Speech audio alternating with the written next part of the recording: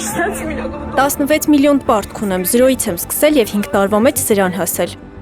3.5 միլիոն ռուբլի, չգիտեմ այդ ապրանքն այժմ դեռ կա, թե արդեն այրվել է։ Հեռախոսս մի վայրկյան դադար չունի, թե ինձ ինչքան մարդագրում, որ եկեք օգնենք եւ այլն։ Լաց, հուսահատություն եւ անորոշություն սոցիալական ցանցերը վերջին օրերին հեղեղված են տեսանյութերով, որտեղ Վայլբերիզի վաճառողները պատմում են իրենց կրած վնասների մասին։ Ասում են, պահեստին հասցված հարվածից հետո կորցրել են ապրանքներ, ներդրումներ եւ եկամտի հիմնական աղբյուրը։ Երեք եմ վերջնական, այսպես ասած, թիվը տեսել ինձ մոտ մոտավորապես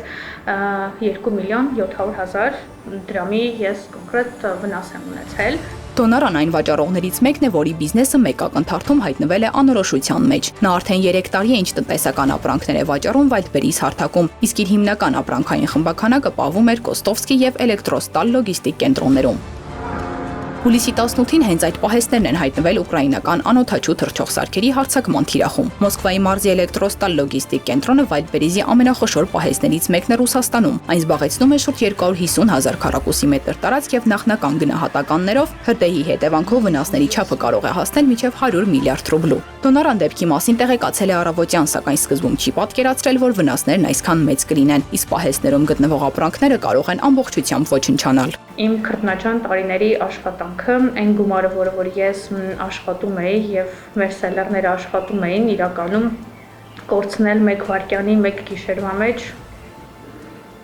ահավոր զգացողություն է իրականում։ Զրուցակիցս նշում է, կորուստները մեծ են, սակայն այս պահին դեռ չի կարող վերջնական գնահատել վաճառքների անկումը կամ պատվերների չեղարկումների ծավալը։ Նրա խոսքով դեպքից ընդամենը մի քանի օր է անցել, իսկ ապրանքների մի մասը դեռ գտնվում է այլ պահեստներում, ուստի ամբողջական պատկերը դեռ պարզ չէ։ Ներկա պահին ամսի 16-ի դրությամբ վերջին վաճառքս եղել է մոտավորապես այդ տվյալ օրով եղել է 150 հատ։ Երեկվա տվյալներով այսօր դեռ օրը չի վերջացել, չեմ կարող թիվ ասել, բայց երեկվա տվյալներով 80 վաճառք ա եղել ընդամենը։ Ինչ ճակատագիր են ունենալու իրենց ապրանքները եւ ինչպես է լուծվելու կրած վնասների խնդիրը։ Հիմա այս հարցն է տանջում Դոնարային եւ նրա պես հարյուրավոր հայ քաղաքացիների, այդ թվում Աննային։ Ի տարբերություն Դոնարայի, Աննան ապրում եւ իր գործունեությունը հենց Ռուսաստանի Դաշնությունում է ծավալում։ Նա էլ օնլայն այդ հարթակում հագուստ է վաճառում, որի հիմնական խմբականակը նույնպես պահվում էր Կոստովսկի եւ Էլեկտրոստալ լոգիստիկ կենտրոններում։ Նախնական հաշվարկներով Աննայի կորուստները կարող են հասնել մոտ 50 միլիոն ռուբլու, սակայն սա դեռ վերջնական թիվ չէ։ Մեզ մոտ վաճառողների խանութների ներսում ցույց է տալիս, որ ապրանքը տեղափոխվում է, այսինքն հնարավոր է, որ ինչ որ չափ կարողացել են պահպանել ապրանքները եւ տեղափոխվում է այլ պահեստներ, իսկ ավելի կոնկրետ մենք կիմանանք արդեն մյուս 2 շաբթի, երբ որ ստանանք մենք ֆինանսական հաշվետվություն Վայլբերիսի կողմից։ Աննան պատմում է, մինչդեռ քորական գրանցում էր մոտ 500-ից 600 պատվեր։ Չնայած ստեղծված իրավիճակին, առայժմ վաճառքի կտրուկ անկում չի նկատում։ Քանի որ մենք վաճառում ենք հագուստի կատեգորիայում եւ ինքը գնման տոկոսով ամենացածր կատեգորիաներից է համարվում, որտեղ այդ չեղարկումներն ու հետվերադարձները ամենաշատն են տոկոսով, այսպես 1-2 օրվա ընթացքում չեմ կարող ասել, թե ինչքան է ազդել կոնկրետ հրդեհից հետո դա մեր հետվերադարձների եւ չեղարկումների վրա, բայց ավելի փոքր վաճառողների մոտ միանշանակ նկատվում է վաճառքի նվազեցում, անգամ պատվերների հետ վերադարձն ավելի շատացել։ Զրուցակցից խոսքով դեպքից հետո ընկերությունից անհատական ծանոթում չի ստացել։ Տեղեկությունները հիմնականում ստացել է Վայլդբերիզի տելեգրամյան պաշտոնական ալիքից, իսկ դեպքի մասին իմանալուց անմիջապես հետո միանգամից սկսել է ապրանքների հաշվետվությամբ զբաղվել։ Փորձել ենք մեր ամբողջ ունեցած խմբականակի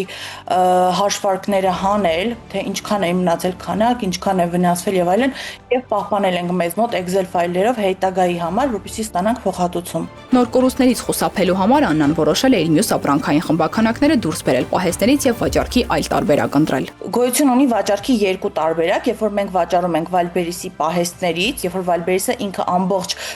լոգիստիկան վերցնում է իր վրա, փաթեթավորում եւ այլն, եւ գոյություն ունի վաճառքի երկրորդ տարբերակ FEBES, երբ որ վաճառողը պատվերը եկած ժամանակ հավաքում է պատվերը եւ ինքը իր ձեռքով ուղարկում է պատվիրատուին։ Եվ քանի որ գոյություն ունի ներքին աշխատանքներ, գոյություն ունի ներքին ռազմավարություն վաճառքի,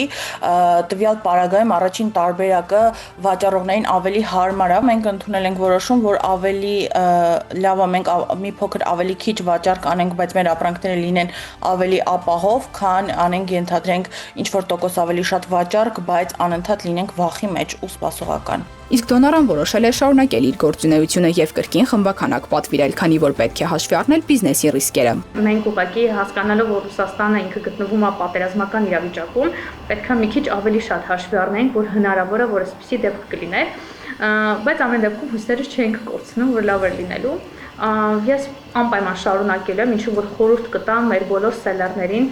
չընկճվել եւ պայքարել ու շարունակել բերել ապրանքներ եւ վաճառել մնացած պահեստներից։ Այդ հարթակում բիզնես գործունեություն ծավալողների մտահոգության պատճառներից մեկը դեպքից դեռևս օրեր առաջ Wildberries-ի պայմանագրային փոփոխություններն են, որոնք ուժի մեջ են մտել հուլիսի 7-ից։ Ըստ այդ փոփոխությունների ռազմական գործողությունների հետևանքով վնասված ապրանքների համար Wildberries-ը պարտավոր չէ փոխհատուցում տրամադրել։ Չնայած սրան դեպքից հետո ընկերությունը հայտարարեց, որ մշակում է տուժած վաճառողների փոխհատուցման եւ ֆինանսական աջակցության մեխանիզմներ։ Մի շարք պահեստներում մատակարարված ապրանքների պահպանման վճարի 45-օրյա զեղչ կտրամադրվի մատակարարման օրվանից սկսած, ինչպես նաև 100% զեղչ տարանցիկ մատակարարումների համար դեպի տարածաշրջանային պահեստներ։ Սրանք առաջին քայլերն են, որոնք կօգնեն ավելի արագ վերաբաշխել ապրանքները եւ նվազեցնել լրացուցիչ ծախսերը։ Այս ամենի զուգահեռ կշարունակվի վաճառողների աջակցության մեխանիզմի մշակումը, սակայն սա ավելի բարդ գործընթաց է, քանի որ անհրաժեշտ է գնահատել տեղի ունեցածի հետևանքները փոխհատուցումների ծավալը որոշել համար։ Փորձագիտական գնահատականների համաձայն այս գործընթացը կտևի մինչև 30 օր։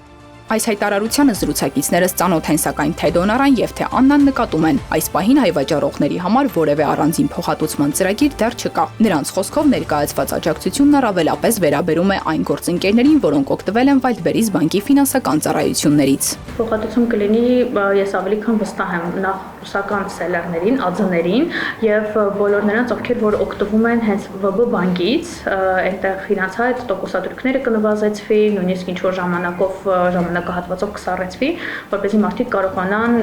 այս շոկային իրավիճակից դուրս գան։ Բայց ինչ վերաբերվում է Ռուսաստանից դուրս մնացած ՀԱՏՄ երկրների բնակչության ԱԶ-ներին, այսպես ասած, դեռևս այդ մասով ինֆորմացիա մենք չունենք։ Վաճառողները կարծում են, եթե ուղղակի ֆինանսական փոխհատուցում չլինի, ապա առնվազն անհրաժեշտ է նվազեցնել լոգիստիկ ծախսերը, միջնորդավճարները կամ դադարեցնել վնասված պահեստներում գտնվող ապրանքների համար գանձվող վճարները։ Հիշեցնենք, որ հուլիսի 18-ին ուկրաինական անօդաչու թռչող սարքերի հարձակման հետևանքով Կոտովսկի Wildberries-ի պահեստում զոհվել է 7, վիրավորվել 25 աշխատակից, իսկ Էլեկտրոստալ լոգիստիկ կենտրոնում տուժել 24 մարդ։ Ուկրաինայի նախագահը պնդում է, որ կենտրոններն օգտագործվել են ռազմական նպատակներով, մինչդեռ Ռուսաստանն ու Wildberries-ը դրանք համարում են հարված քաղաքացիական ենթակառուցվածքներին։